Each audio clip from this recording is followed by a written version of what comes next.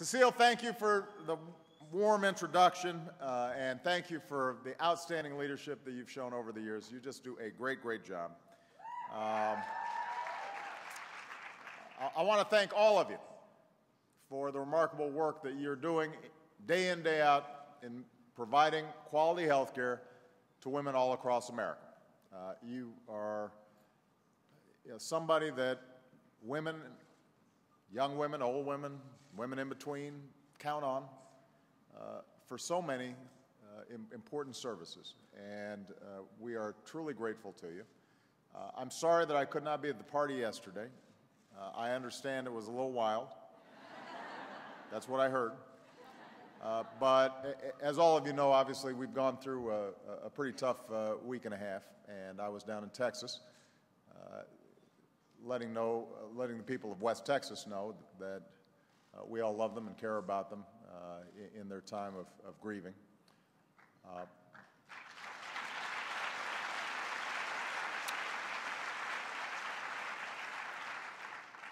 But obviously this is a special national conference because it's been nearly 100 years since the first health clinic of what later would become Planned Parenthood opened its doors to women in Brooklyn. And for nearly a century now, one core principle has guided everything all of you do: that women should be allowed to make their own decisions about their own health. It's a simple principle.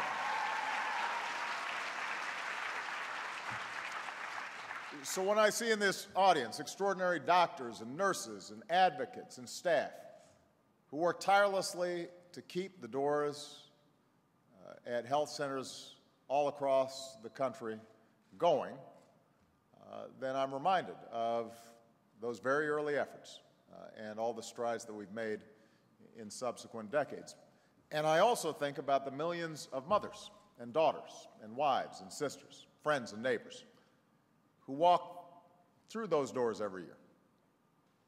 And somewhere there's a woman who just received a new lease on life because of a screening that you provided that helped catch her cancer in time.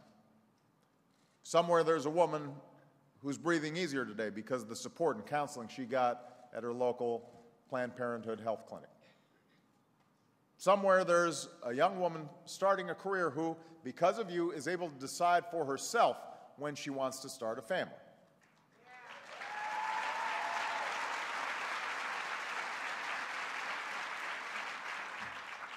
One in 5 women in this country has turned to Planned Parenthood for health care. 1 in 5. And for many, Planned Parenthood is their primary source of health care. Not just for contraceptive care, but for life-saving preventive care like cancer screenings and health counseling. So when politicians try to turn Planned Parenthood into a punching bag, they're not just talking about you, they're talking about the millions of women who you serve. And when they talk about cutting off your funding, let's be clear, they're talking about telling many of those women, you're on your own. They're talking about shutting those women out at a time when they may need it most.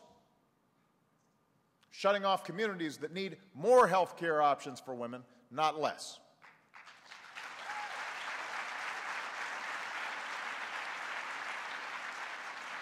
So the fact is, after decades of progress, there's still those who want to turn back the clock to policies more suited to the 1950s than the 21st century. And they've been involved in an orchestrated and historic effort to roll back basic rights when it comes to women's health. 42 states have introduced laws that would ban or severely limit access to a woman's right to choose. Laws that would make it harder for women to get the contraceptive care that they need. Laws that would cut off access to cancer screenings and end educational programs that help prevent teen pregnancy. In North Dakota, they just passed a law that outlaws your right to choose starting as early as 6 weeks, even if a woman's raped. A woman may not even know that she's pregnant at 6 weeks.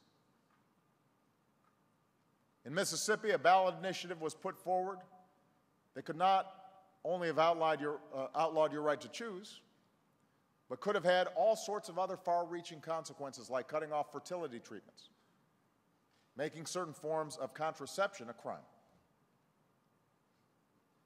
That's absurd. It's wrong. It's an assault on women's rights, and that's why when the people of Mississippi were given a chance to vote on that initiative, they turned it down. And Mississippi is a conservative state.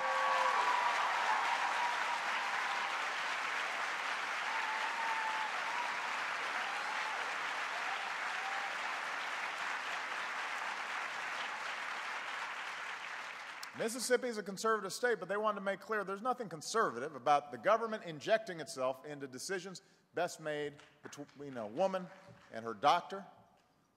And folks are trying to do this all across the country. When you read about some of these laws, you want to check the calendar. You want to make sure you're still living in 2013. 40 years after the Supreme Court affirmed a woman's constitutional right to privacy, including the right to choose, we shouldn't have to remind people that when it comes to a woman's health, no politician should get to decide what's best for you. No insurer should get to decide what kind of care that you get. The only person who should get to make decisions about your health is you. That's why we fought so hard to make health care reform a reality.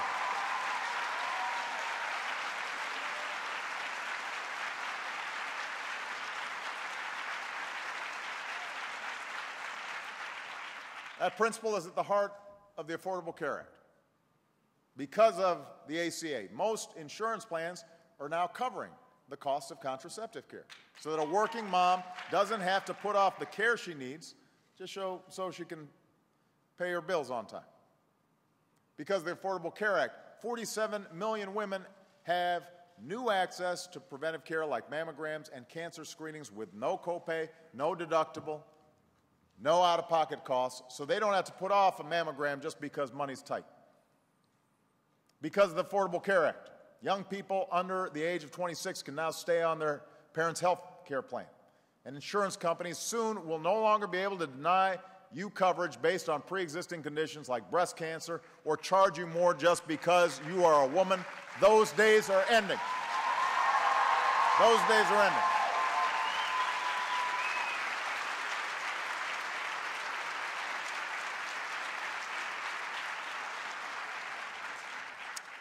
Now, I know how hard you worked to help us pass health care reform.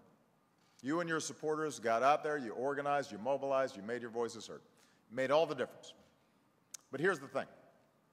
If Americans don't know how to access the new benefits and protections that they're going to receive as we implement this law, then health care reform won't make much of a difference in their lives. So I'm here to also ask for your help because we need to get the word out. We need you to tell your patients, your friends, your neighbors, your family members what the health care law means for them. Make sure they know that if they don't have health insurance, they'll be able to sign up for quality, affordable health insurance starting this fall in an online marketplace where private insurers will compete for their business. Make sure that they know that there are plans out there right now that cover the cost of contraception and preventive care free of charge. We've got to spread the word, particularly among women, particularly among young women, who are the ones who are most likely to benefit from these laws. We need all the women who come through your doors telling their children, their husbands, and their folks in their neighborhoods about their health care options. We need all college students who come through your doors to call up their friends and post on Facebook talking about the protections and benefits that are kicking in. And you are all in a unique position to deliver that message because the women you serve know you and they trust you. And the reason for that is that you haven't let them down before. I know it's not always easy. Now, Cecile describes Planned Parenthood as the only organization that she's ever been at where there are opponents who, in her words, literally get up every day trying to figure out how to keep us from doing our work. Now, if she had worked in the administration, she'd be more familiar with this phenomenon, but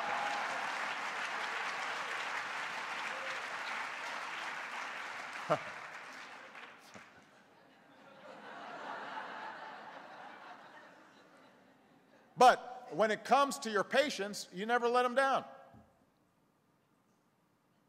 no matter what. And that's because you never forget who this is all about. This is about a woman from Chicago named Courtney who has a disease that can leave women infertile. So in college, she turned to Planned Parenthood for access to affordable contraceptive care to keep her healthy. You didn't just help her plan for a family, you made sure she could start one. And today she's got 2 beautiful kids. That's what Planned Parenthood is about.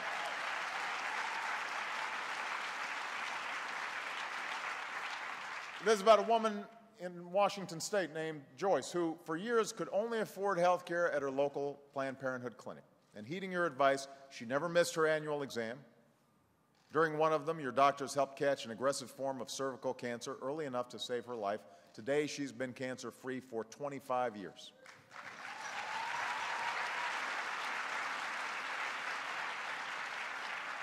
So every day, in every state, in every center that Planned Parenthood operates, there's stories like those. Lives you've saved, women you've empowered, families that you've strengthened. That's why no matter how great the challenge, no matter how fierce the opposition, there's one thing the past few years have shown. It's that Planned Parenthood is not going anywhere. It's not going anywhere today. It's not going anywhere tomorrow.